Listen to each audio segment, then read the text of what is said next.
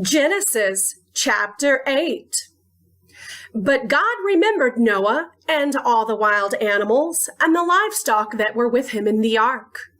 And he sent a wind over the earth, and the waters receded.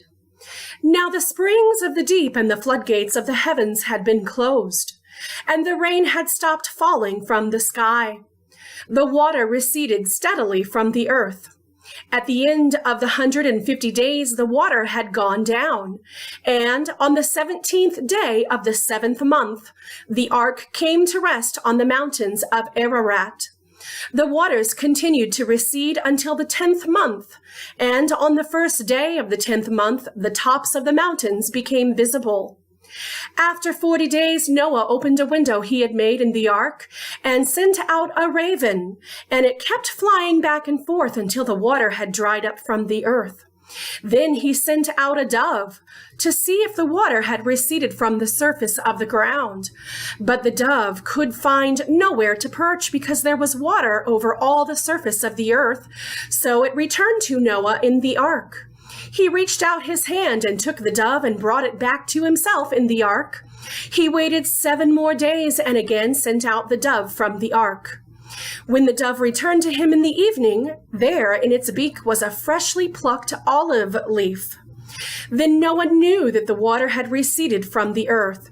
He waited 7 more days and sent the dove out again, but this time it did not return to him. By the first day of the first month of Noah's 601st year, the water had dried up from the earth. Noah then removed the covering from the ark and saw that the surface of the ground was dry. By the 27th day of the 2nd month, the earth was completely dry. Then God said to Noah, "Come out of the ark, you and your wife and your sons and their wives.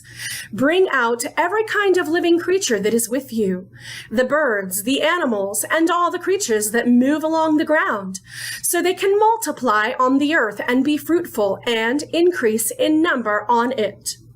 So Noah came out together with his sons and his wife and his sons' wives, all the animals and all the creatures that move along the ground, and all the birds, everything that moves on land, came out of the ark, one kind after another.